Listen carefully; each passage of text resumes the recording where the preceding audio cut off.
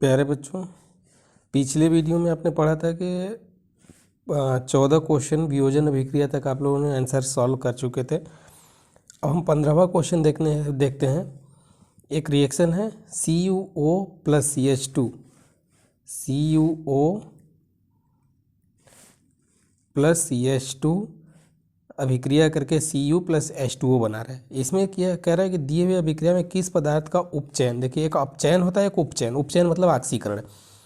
देखिए ऑक्सीकरण क्या होता है कि जिससे ऑक्सीजन जुड़े उसका ऑक्सीकरण या उपचयन होता है। अभी इस अभिक्रिया में देखिए CuO में ऑक्सीजन जुड़ा हुआ है, लेकिन इससे यहाँ पे Cu से ऑक्सीजन निकल रहा है। जिससे ऑक्सीजन निकले उसका अपचयन और जिससे जुड़े उसका उपचयन। तो ऑक्सीजन किससे जुड़ रहा है? हाइड्रोजन से। तो ऑप्शन दिया है CuO, CuH2। तो ऑक्सीजन किससे जुड़ा? H से, मतलब H2 का उपचयन हो रहा है और Cu का क्या हो रहा है? अपचयन हो रहा है। ठीक है, ध्यान दीजिए। अगर आपसे पूछा जाता है इसी में कि किसका अपचयन हो रहा है, ठीक है, तो अपचयन किसका हो रहा है? Cu का अपचयन हो रहा है। Cu का क्या हो रहा है? अपचयन हो रहा है। ठीक है, और H2 का क्या हो रहा है? उपचयन हो रहा है। उपचयन या इसी को आप कह सकते हैं ऑक्सीकरण। ठीक है, तो इसमें ऑप्शन कौन सा सही हो गया? डी। ठीक,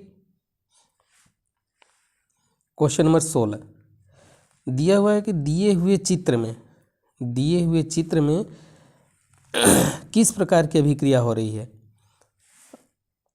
किस प्रकार की अभिक्रिया हो रही भी? संयोजन अभिक्रिया,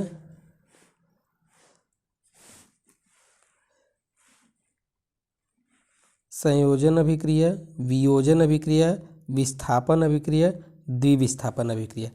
अब देखिए कॉपर सल्फेट का विलयन है CuSO4। कॉपर सल्फेट के विलयन में यहाँ देखें लोहे की कील मतलब Fe लटकाया हुआ है। आप एक अभिक्रिया पढ़े हुए हैं विस्थापन अभिक्रिया। Fe आप सक्रियता श्रेणी में पढ़े हैं कि जो तत्व या धातु सक्रियता श्रेणी में ऊपर होते हैं वो सबसे ज़्यादा सक्रिय होते हैं और अपने से नीचे वाले तत्वों को क्या करते हैं? प्रतिस्थापित कर देते हैं। तो आयरन जब लोहे की छड़ को कॉपर सल्फेट के विलयन में डालते हैं तो वो क्या करता है? कॉपर सल्फेट से कॉपर को विस्थापित कर देता है। तो ये अभिक्रिया देखेंगे तो बन जाएगा Cu प्लस FeSO4 बना देगा। इसका मतलब कि Fe Cu को प्रतिस्थापित कर देता है। तो यहाँ पे क्या हो जाएगा? विस्थापन अभिक्रिया। आंसर हो जाएगा C, विस्थापन अभिक्रिया। ठीक है, कौन सी अभिक्रिया हो जाएगी? विस्थापन अभिक्रिया। क्वेश्चन नंबर 17 निम्नलिखित में कौन प्राकृतिक सूचक है? मेथिल ऑरेंज रसायन है, फिनोप्थलीन रसायन है, लिटमस पेपर। लिटमस पेपर किससे बनता है भाई? लाइकेन से। किससे बनता है? लाइकेन। लाइकेन क्या है? लाइकेन क्या है? शैवाल। तो लाइकेन एक पौधा है। तो यह प्राकृतिक सूचक इसमें लिटमस पेपर हो जाएगा। ठीक है, कौन हो जाएगा? Litmus paper. नेक्स्ट 18वां पूछ रहे हैं कि pH मान, pH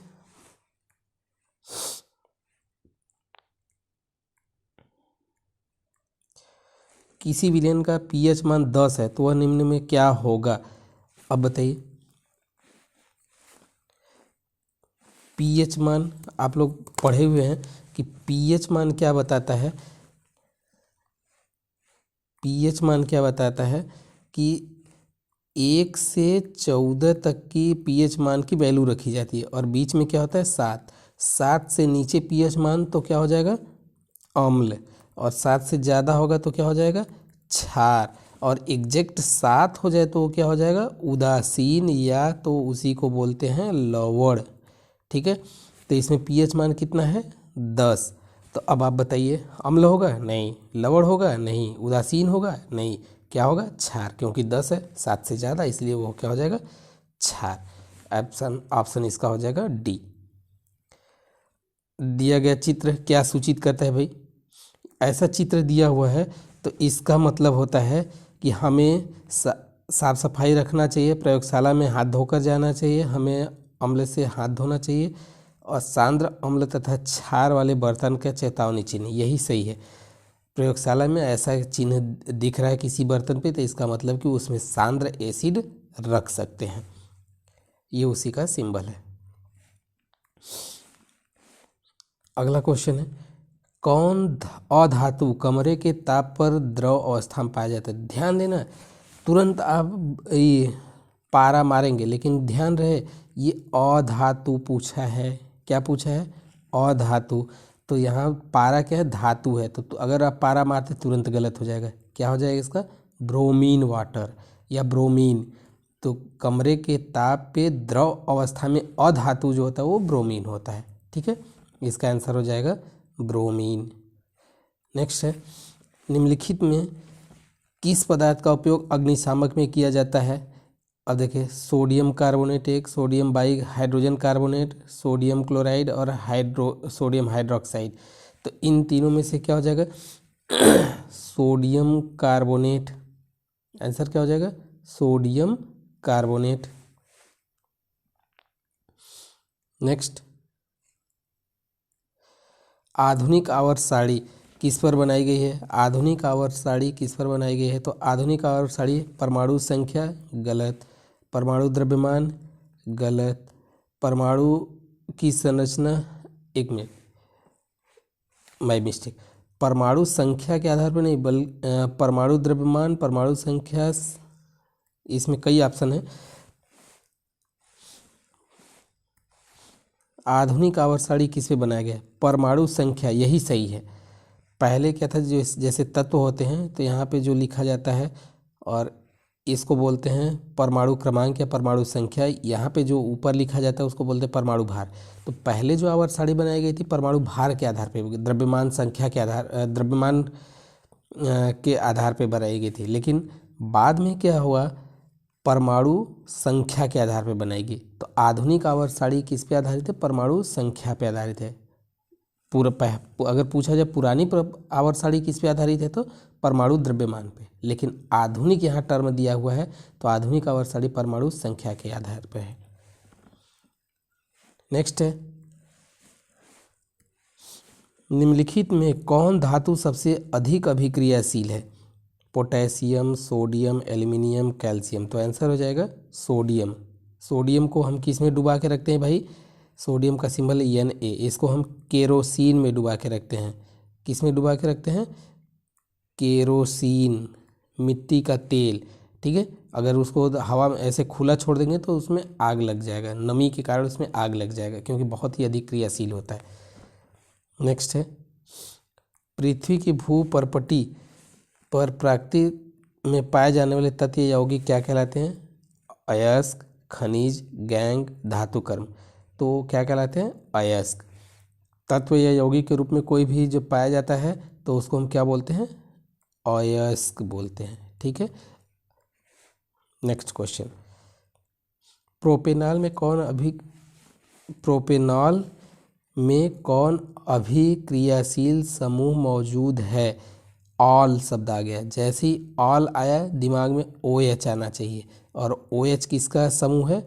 एल्कोहल का। किसका है? एल्कोहल। तो इसमें ऑप्शन देखिए, एल्कोहल, एल्डिहाइड, कीटोन, कार्बनिक अम्ल। तो आंसर हो जाएगा एल्कोहल। नेक्स्ट, प्रकाश संश्लेषण में निम्नांकित में क्या नहीं होता है? ध्यान देना, क्या नहीं होता है? जल का टूटना होता है, ऑक्सीजन मुक्त होना ये भी होता है। कहते हैं ना पेड़ पौधे ऑक्सीजन देते हैं तो ये भी देता है। कार्बन डाइऑक्साइड मुक्त होना यही गलत है भाई। देखिए, पेड़ पौधे कार्बन डाइऑक्साइड देते नहीं बल्कि लेते हैं, तभी तो भोजन बनाते हैं। ये कह रहे हैं कार्बन डाइऑक्साइड मुक्त करते हैं, तो यही गलत है। क्या नहीं होता है? यही नहीं होता है। अगला क्वेश्चन, फ्लोएम से खाद्य पदार्थों का परिवहन पौधों में किस दिशा में होता है? केवल ऊपर की ओर, नीचे की ओर, दोनों ओर, इनमें से कोई नहीं। देखिए, पौधे दोनों ओर फ्लोएम में खाद्य पदार्थों का परिवहन किधर होता है, ऊपर से नीचे और नीचे से ऊपर, दोनों ओर होता है। किधर होता है, दोनों ओर होता है भाई। कैसे, जैसे कोई पेड़ है, यहाँ कोई लीफ है, तो ये भोजन बनाएगा, तो ऊपर यहाँ से भोजन अगले हिस्से में भी भेजेगा और यहाँ से भोजन जड़ों के साइड में भी भेजेगा, तो ऊपर भी और नीचे भी। लेकिन अगर जाइलम की बात करें तो जाइलम क्या करता है भाई, पानी को पहुँचाता है, तो पानी जड़ों से जब अवशोषित करेगा तो यहाँ से अवशोषित करते हुए यहाँ से होते हुए ऊपर तक चला जाता है, पत्तियों में चला जाता है। मतलब यह जाइलम एक दिशा में होता है, लेकिन फ्लोएम में भोजन ऊपर भी जाता है और नीचे भी जाता है, मतलब दोनों दिशा में। तो आंसर क्या होगा, दोनों दिशा में। ठीक है, नेक्स्ट, वृक्क की जो वृक्क है, वृक्क की रचनात्मक इकाई को क्या कहते हैं भाई, कोशिका, वृक्कक, न्यूरॉन, डायलिसिस। तो क्या बोलते हैं, वृक्कक। वृक्कक को और किस नाम से जानते हैं, नेफ्रॉन। ठीक है, किस नाम से, नेफ्रॉन। नेफ्रॉन कोशिकाओं से मिलकर ही वृक्क बनता है। ठीक है, आंसर हो जाएगा बी, वृक्कक। फल को पकाने के लिए कौन सी गैस उपयोग होती है, फलों को पकाने के लिए भाई ऑक्सीन, जिबरेलिन, एथिलीन, साइटोकाइनिन। तो इसमें आंसर हो जाएगा एथिलीन। एथिलीन का सूत्र CH2CH2, या दोनों को जोड़ दीजिए तो C2H4। यह एक एल्कीन है और इसी को हम क्या बोलते हैं, एथीन बोलते हैं। क्या बोलते हैं, एथीन। लेकिन एथीन से ज़्यादा यह चर्चित है एथिलीन के रूप में। किसके रूप में, एथिलीन के रूप में। एथिलीन का नाम ही एथीन है, लेकिन ज़्यादा चर्चित है एथिलीन नाम से। तो इसमें कौन सा आंसर हो जाएगा, एथिलीन। नेक्स्ट, एस्ट्रोजेन स्रावित होता है अंडाशय से, थायराइड से, वृक्कक से, पिट्यूटरी से। तो एस्ट्रोजेन देखिए, एक दो टाइप के हार्मोन होते हैं, एक फीमेल हार्मोन, एक मेल हार्मोन। फीमेल में दो टाइप के हार्मोन स्रावित होते हैं। फीमेल में दो टाइप के हार्मोन स्रावित होते हैं, एक होता है प्रोजेस्टेरॉन, एक होता है प्रोजेस्टेरॉन, और एक होता है ईस्ट्रोजेन। क्या होता है, ईस्ट्रोजेन। तो और मेल में क्या होता है, टेस्टोस्टेरॉन हार्मोन स्रावित होता है, टेस्टोस्टेरॉन। ठीक है, तो यहाँ पे एस्ट्रोजेन स्रावित होता है, वो फीमेल में स्रावित होता है, और अंडाशय कहाँ होता है, फीमेल में। तो इसीलिए एस्ट्रोजेन स्रावित होता है कहाँ से, अंडाशय से। यह अंडाशय किस में होता है, फीमेल में। फीमेल में कितने हार्मोन स्रावित होते हैं, दो। लिंग हार्मोन इसको बोलते हैं। लिंग हार्मोन कौन, प्रोजेस्टेरॉन और एस्ट्रोजेन। मानव में, मेल में लिंग हार्मोन कौन होता है, टेस्टोस्टेरॉन। तो इस क्वेश्चन का आंसर क्या हो जाएगा, इस क्वेश्चन का आंसर हो जाएगा अंडाशय। एस्ट्रोजन कहाँ से स्रावित होता है, अंडाशय से। ठीक, नेक्स्ट क्वेश्चन है, नर युग्मक और मादा युग्मक को संलयन को क्या कहते हैं, परागण, निषेचन, जनन, मुकुलन। देखिए चारों क्वेश्चन एक जैसे मिलते जुलते हैं, लेकिन नर युग्मक और मादा युग्मक के मिलने की क्रिया को क्या बोलते हैं, निषेचन। ठीक है, इंग्लिश में इसी को बोलते हैं फर्टिलाइजेशन, फर्टिलाइजेशन। ठीक है,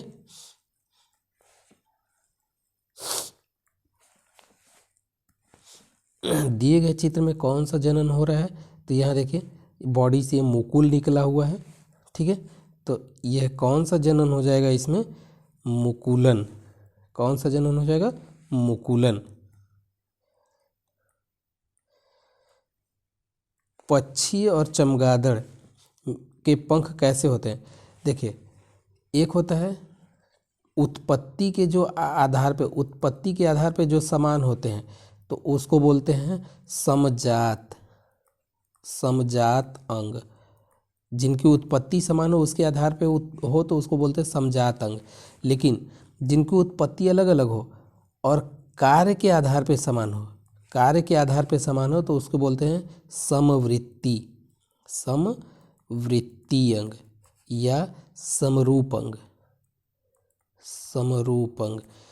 अब देखिए पक्षी और चमगादड़ पक्षी और चमगादड़ के पंख कार्य के आधार पर समान है लेकिन उत्पत्ति के आधार पर दोनों अलग अलग हैं।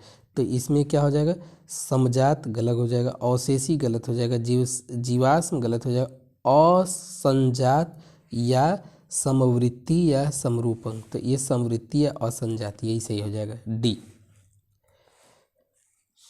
मेंडल ने अपना प्रयोग, अगला क्वेश्चन है, मेंडल ने अपना प्रयोग किस पौधे पे किया, गेहूं, चना, मटर, धान। तो मटर के पौधे पे, किस पे, मटर के पौधे पे। मटर का वैज्ञानिक नाम क्या है, पाइजम सैटाइवम, पाइजम और सैटाइवम, SUAM है, पाइजम, पाइसम भी लिखते हैं, पाइसम सैटाइवम। ये मटर का वैज्ञानिक नाम पूछा जाता है, मटर का वैज्ञानिक नाम बताइए, तो पाइसम सैटाइवम या इंग्लिश में पाइसम सैटाइवम लिखिए।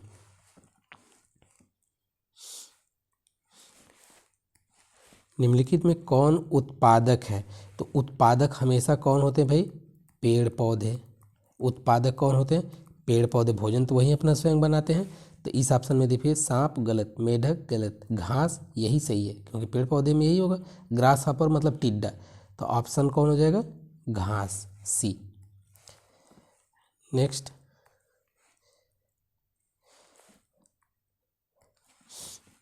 किसी आहार श्रृंखला में शाकाहारी का निर्माण होता है। देखिए, एक उत्पादक सबसे नीचे होते हैं, उसके बाद फिर सब उपभोक्ता होते हैं। उत्पादक पेड़ पौधे हो गए, उसको खाने वाला शाकाहारी, ठीक है, उसको खाने वाले मांसाहारी, जो सबसे ऊपर होता है उसको बोलते हैं शीर्ष। तो ये हो गए उत्पादक पेड़ पौधे प्राथमिक, फिर ये द्वितीयक, ये तृतीयक और ये होते शीर्ष। तो यहाँ पे आहार श्रृंखला में शाकाहारी निर्माण, शाकाहारी कहाँ है, दूसरे स्तर पे। तो इसमें हो जाएगा द्वितीयक पोषी स्तर, ठीक है, आंसर हो जाएगा बी।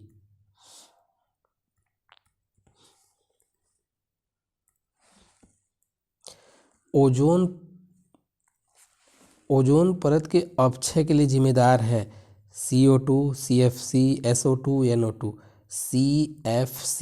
CFC chlorofluorocarbon, chlorofluorocarbon.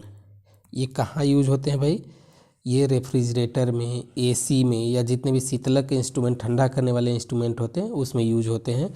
और ये पर्यावरण के लिए बहुत ही हानिकारक होता है। तो CFC इसका आंसर हो जाएगा। नेक्स्ट है, निम्नलिखित में कौन जैव मात्रा ऊर्जा का उदाहरण नहीं है। जैव मात्रा, अब देखिए जैव मतलब प्राकृतिक, लकड़ी जैव हो गया, गोबर ये भी जैव हो गया। नाभिकीय ऊर्जा ये जैव नहीं है, ये रसायन होता है। नाभिकीय मतलब रेडियो एक्टिव तत्वों से उत्पन्न होता है, तो ये रासायनिक हो गया। कोयला पेड़ पौधों से ही बनता है। तो इसमें ऑप्शन कौन हो जाएगा, नाभिकीय ऊर्जा, यही सही हो जाएगा, सी। निम्नलिखित में कौन जैव मात्रा के स्रोत का उदाहरण नहीं है, तो नाभिकीय ऊर्जा, ठीक है, यही सी ऑप्शन सही हो जाएगा। नेक्स्ट 40वां क्वेश्चन, पवन ऊर्जा उत्पादन के लिए न्यूनतम कितनी होनी चाहिए वेग, तो 15 किलोमीटर प्रति घंटा, 15 किलोमीटर प्रति सेकेंड, 45 किलोमीटर प्रति सेकेंड, 20 किलोमीटर प्रति घंटा। तो न्यूनतम वेग होना चाहिए 15 किलोमीटर प्रति घंटा, ठीक है। तो इसका आंसर हो जाएगा ए, 15 किलोमीटर प्रति घंटा, ठीक है। ये आपका मॉडल पेपर ऑप्शनल का 40 क्वेश्चन पेपर कंप्लीट हो गया। अब हम लोग विषय विज्ञान का जो 1.5 घंटा का दूसरा पेपर है, ये भी 40 नंबर का होगा, ये भी 1.5 घंटे का होगा। लेकिन इसमें क्या होगा, रिटेन होगा, लिखित होगा। और लिखित में आपको इसका निर्देश क्या है, देख लीजिए। निर्देश है कि परीक्षार्थी यथासंभव अपने उत्तर दें। कुल प्रश्न 19 हैं। प्रश्न 1 से 7 तक अति लघु उत्तरीय, मतलब 1 से 7 तक आपको लघु उत्तरीय होगा और उसमें से कोई 5 प्रश्नों का उत्तर देना होगा। ठीक है, और एक क्वेश्चन 2 नंबर का होगा, मतलब 2×5=10 नंबर का। पहला 1 से 7 तक जो आपको 5 करने हैं वो 10 अंक का हो गया, और फिर 8 से फिर 8 से 14 तक 8 से 14 तक लघु उत्तरीय प्रश्न होंगे। इसमें से भी 8 से 14 कितना क्वेश्चन हो गया? आपका 7 क्वेश्चन हो गया। इसमें से भी कोई 5 प्रश्न करना होगा। ठीक है, और एक क्वेश्चन आपका 3 नंबर का होगा, तो 5×3=15 नंबर का हो गया। ठीक है, 5×3=15 नंबर का। देखिए ये क्वेश्चन आपका खंड ए का है, 7 क्वेश्चन, इसमें से कोई 5 करना है। खंड बी जो है इसमें देखिए 1 2 3 4 5 6 7 क्वेश्चन इसमें हो गए, और इसमें भी आपको खंड बी से भी जो 3 नंबर का है कोई 5 क्वेश्चन करना है, तो 5×3=15 नंबर का ये हो गया।